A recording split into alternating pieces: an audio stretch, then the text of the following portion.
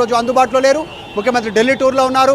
కానీ ముఖ్యమంత్రి ప్లేస్లో ఇంకెవరైనా కాంగ్రెస్ పార్టీ నాయకులు వస్తారా అనేటువంటి ఒక టెన్షన్ వాతావరణం ఉంది. భారీ ఎత్తున పోలీసు బలగాలు సోమాజిగూడ ప్రెస్ క్లబ్కు చేరుకున్నాయి. ఎందుకంటే ఇక్కడికి ఎవరైనా కాంగ్రెస్ పార్టీకి సంబంధించిన శ్రేణులు కూడా ఎవరైనా రీచ్ అయితే ఉద్రిక్త పరిస్థితులు నెలకొనే అవకాశం ఉంటుంది. ట్రాఫిక్ క్లియర్ చేస్తూ ఉన్నారు, బందోబస్తు ఏర్పాటు చేశారు, వచ్చేటువంటి వాహనాలు ఏమైనటువంటిది తెలుసుకునే ప్రయత్నం చేస్తున్నారు. సో మొత్తానికి ఒక టెన్షన్ వాతావరణం ఉంది సోమాజిగూడ ప్రెస్ క్లబ్లో. ఇప్పుడే భవన్ నుంచి కేటీఆర్ బయలుదేరారు.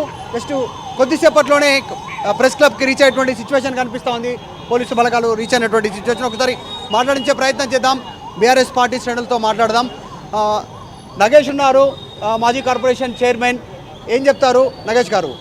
ముఖ్యమంత్రి రేవంత్ రెడ్డి గారు ఈ యొక్క రైతుల సంక్షేమం గురించి, రైతుల యొక్క పాలన గురించి మేము మాట్లాడటానికి సిద్ధంగా ఉన్నారా అని కేటీఆర్ గారి పైన సవాల్ విసరడం జరిగింది. కేటీఆర్ గారు ఆ సవాల్ని స్వీకరించేసి మేము రెడీగా ఉన్నాం, చర్చకు రండి అని చెప్పేసి ఈరోజు ప్రెస్ క్లబ్ లోపల వాళ్ళని బుక్ చేయడం జరిగింది, ప్రెస్ క్లబ్కు రావడం జరిగింది. ఇప్పుడే కేటీఆర్ గారు బయలుదేరడం జరిగింది. మేము ఒకటే అడుగుతున్నాం, మరి మీరు సవాల్ విసిరి ఢిల్లీలో ఎందుకు కూర్చున్నారు? ఎందుకు తోక ముడిచి కూర్చున్నారు? ప్రజల సంక్షేమము, ప్రజల యొక్క అభివృద్ధి పట్టించుకోమని మేము పదే పదే చెప్తూనే ఉన్నాం. లేనిపోని మాటలు మాట్లాడేసి ప్రజలను మభ్యపెట్టడానికే మాట్లాడుతున్నారు తప్ప ఇంకా ఏమి లేదు. ప్రజా పరిపాలన అంటే ఇదేనా?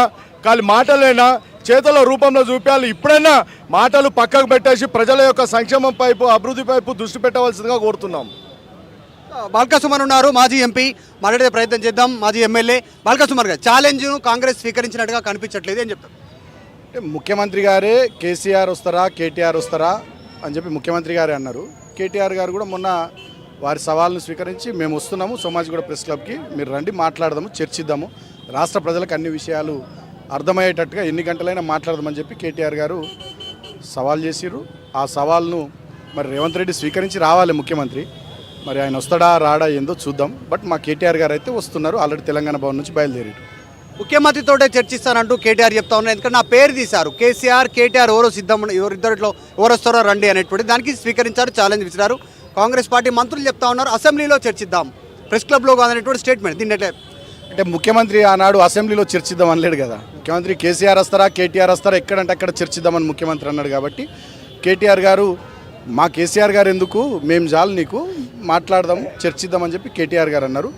అసెంబ్లీలో చర్చిద్దామని ఆయన అంటే గతంలో అసెంబ్లీ సమావేశాలు కూడా చూసినాం కదా.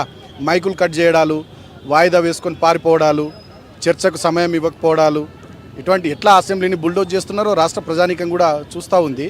సో నిజంగా వాళ్ళ 19 నెలల పరిపాలన మీద, వాళ్ళ 6 గ్యారంటీల అమలు మీద, వాళ్ళ 420 హామీల అమలు మీద, వాళ్ళు చేసినటువంటి పనుల మీద నిజంగానే వాళ్ళకి చిత్తశుద్ధి ఉంటే చర్చించడానికి ముఖ్యమంత్రి రావాలి. సవాల్ ఆయననే చేసిండు కాబట్టి, ఆయన మాట్లాడదామన్నాడు కాబట్టి ఆయన రావాలి.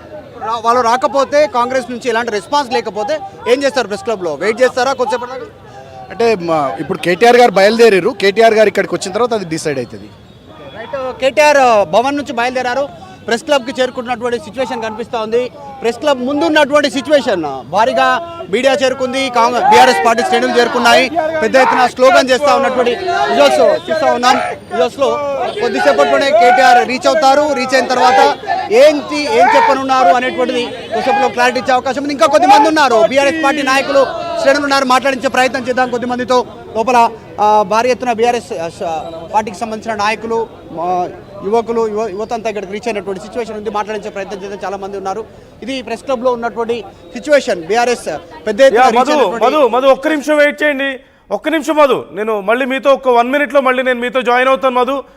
మీన్వైల్ కేటీఆర్ తెలంగాణ భవన్ నుంచి బయలుదేరారు. ఈ బయలుదేరే సందర్భంలో మీడియాతో మాట్లాడారు. ఆయన ఏం మాట్లాడారు ఒకసారి చూద్దాం.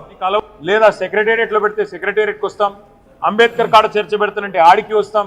ఇక ఏది కాదు, నువ్వు తప్పించుకుంటావని మాకు తెలుసు కాబట్టి, నీకు అలవాటు కాబట్టి. గతంలో కూడా ఇట్లాగే కొడంగల్లో ఓడిపోతే రాజకీయ సన్యాసం చేసి తప్పుకుంటాను. 3 నెలల్లోనే మాట మార్చి మళ్ళీ పార్లమెంట్లో పోటీ చేసినావు. అట్లాగే హైదరాబాద్ GHMCలో బీఆర్ఎస్ కనుక సొంతంగా గెలిస్తే నేను రాజకీయాలు సన్యాసం తీసుకుంటాను, అప్పుడు మాట తప్పినావు. అందుకే నీ మాట మీద నమ్మకం లేదు కాబట్టే మేమే చెప్పినాం, మా పార్టీ తరఫున మేము ప్రెస్ క్లబ్ బుక్ చేస్తాం, ఆ ప్రెస్ క్లబ్కు మీరు రండి, 11 గంటలకు జూలై 8 తారీఖు నాడని చెప్పినాం.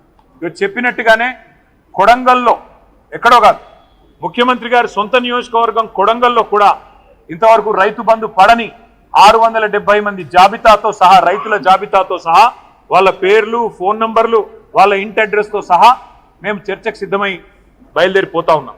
అట్లాగే రాష్ట్ర వ్యాప్తంగా మరి జరగని రుణమాఫీ, పడని రైతు బంధు, అదేవిధంగా రాని బోనస్సు, రైతు శ్రేయస్సుకు సంబంధించి ప్రతి అంశం మీద విస్తారంగా చర్చించడానికి మా పార్టీ నాయకత్వం మొత్తం కూడా సిద్ధమై మొత్తం సమాచారంతో సహా, ప్రభుత్వ అధికారిక సమాచారంతో సహా మేము ఇవాళ ప్రెస్ క్లబ్కు బయలుదేరిపోతా ఉన్నాం.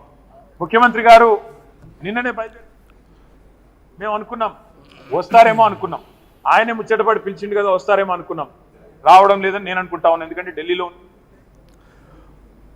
రైట్ తేల్చుకుందాం అంటున్నారు కేటీఆర్. మేము ముందుగా ఛాలెంజ్ విసిరిన దాని ప్రకారం మేము రెడీగా అయి వెళ్తున్నాం, మరి కాంగ్రెస్ వాళ్ళు వస్తారో రారో చూద్దాం, ముఖ్యమంత్రి గారు అయితే వచ్చేలా లేరు అని చెప్పి కేటీఆర్ అంటున్నారు. ఇప్పటికే కేటీఆర్ బయలుదేరే వెళ్ళారు తెలంగాణ భవన్ నుంచి. మరికొద్దిసేపట్లో ఆయన ప్రెస్ క్లబ్కు చేరుకోబోతున్నారు. ఈ నేపథ్యంలో మరి అక్కడికి రేవంత్ రెడ్డి గారు ఎలాగో రావట్లేదు కాబట్టి మరి కాంగ్రెస్ ఇంకెవరైనా నాయకులు వచ్చే అవకాశం ఉందా? అసలు కాంగ్రెస్ ఎలా చూస్తుంది ఈ విషయాన్ని? కాంగ్రెస్ నాయకులు ఏమనుకుంటున్నారు జరుగుతున్నటువంటి పరిణామాలను చూస్తే? మరి కాంగ్రెస్ రాకపోతే కేటీఆర్ ఎలా రెస్పాండ్ అయ్యే అవకాశం ఉంది? అక్కడికి వెళ్ళిన తర్వాత ఏం చేయబోతున్నారు? చాలా ఉత్కంఠను కలిగిస్తున్నటువంటి పరిణామాలు. మరోవైపు మధు అక్కడ మనకి ప్రెస్ క్లబ్ నుంచి లైవ్లో కొనసాగుతున్నారు. మధు, చాలామంది అక్కడికి బీఆర్ఎస్ నాయకులు చేరుకున్నారు, ఎమ్మెల్యేలు, ఎమ్మెల్సీలు, చాలామంది కార్యకర్తలు కూడా చేరుకున్నారు, మీరు మాట్లాడుతున్నారు.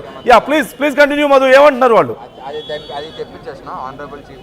ఎగ్జాక్ట్లీ, చాలా మంది బీఆర్ఎస్ పార్టీ శ్రేణులు చేరుకున్నారు. ప్రెస్ క్లబ్ లో ఉన్నటువంటి సిచ్యువేషన్ ఇది. మనం KTR just minute to reach, ఇక్కడికి కొద్దిసేపట్లో రీచ్ కానున్నారు. పెద్ద ఎత్తున బీఆర్ఎస్ పార్టీ శ్రేణులు ఉన్నారు.